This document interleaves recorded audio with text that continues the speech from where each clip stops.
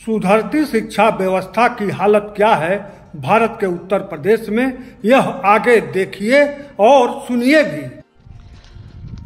आप सभी अभिभावकगणों को बाकायदा सूचित किया गया था कि तब तक आप अपने बच्चों को विद्यालय मत भेजिएगा जब तक आपका फीस नहीं जमा हो जाएगा।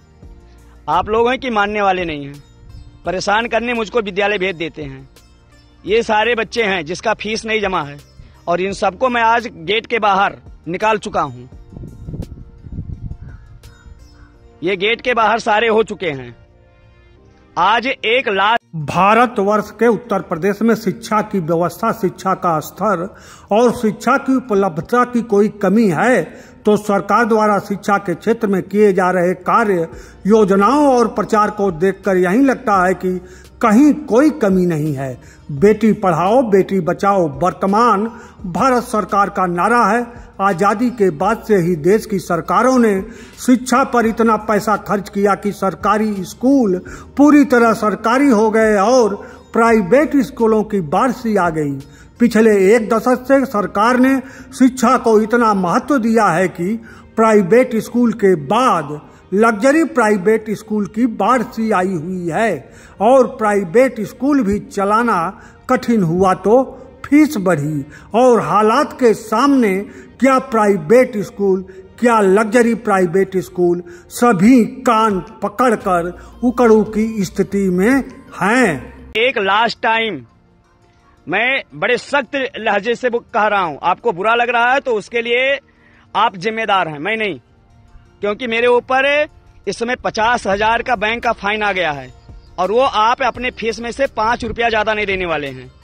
तो मैं ये लोड लेकर के नहीं चल पाऊंगा। भाई जिनको पढ़ाना है शौक से पढ़ाना है, हर महीने के 15 तारीख, और अभी मैं नियम बना रहा हूं 16 तारीख से 5 रुपए का रोज फाइन भरना पड़ेगा। इस नियम के साथ जिनको पढ़ाना है।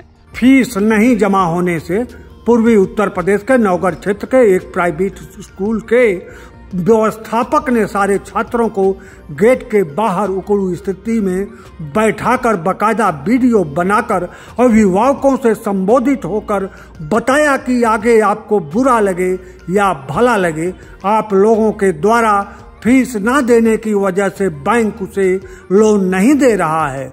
स्कूल बस बैंक खींचने ना पाए इसके लिए उसे नवगढ़ का बराबर चक्कर लगाना पड़ रहा है।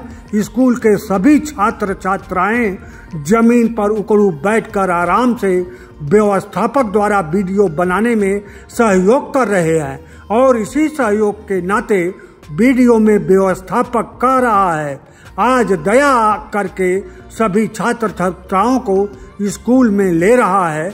आगे से दया नहीं होगी बल्कि 5 रुपए रोज का जुर्माना लगेगा, फाइन लगेगा। पढ़ाइए, जिनको नहीं पढ़ाना है वो अपने बच्चों को साप्रेम अपने घर बैठाइए।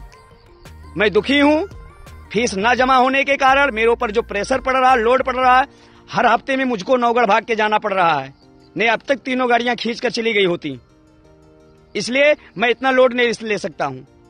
बैंक वाला सीधे डिफॉल्टर मुझको घोषित कर चुका है। 1 रुपया सीधे लोन ना देने की बात कह दिया है कि दोबारा अब आपको जीवन में एक लोन पूरे जीवन में नहीं। छात्र छात्राओं की स्थिति देखिए, फीस जमा नहीं होने से उकड़ू बैठे हैं, सभी ने अपना चेहरा छिपाया है। स्कूल व्यवस्थापक की अपनी पीड़ा है जो वह व्यक्त कर रहा है, लेकिन छात्र छात्राएं अपनी पीड़ा व्यथा नहीं व्यक्त कर रही हैं। उनकी व्यथा स्वयं की भी है, अभिभावक की भी है, स्कूल की भी व्यथा है। छात्र स्कूल की पीड़ा के साथ माँ बाप की पीड़ा और स्वयं की पीड़ा समेटे हुए है। यह पीड़ा पूरे वीडियो में अदृश्य होकर भी सर्वाधिक दिखाई नहीं देते हुए भी महसूस हो रहा है। मिलेगा पूरा क्रेडिट ही खराब करके रख दिया गया है आप लोगों के फीस न जमा होने के कारण। मैं आज लास्ट टाइम उनको अंदर जाने दे रहा हूं।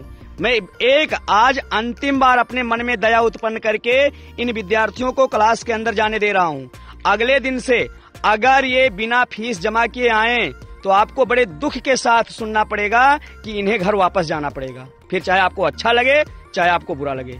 धन्यवाद।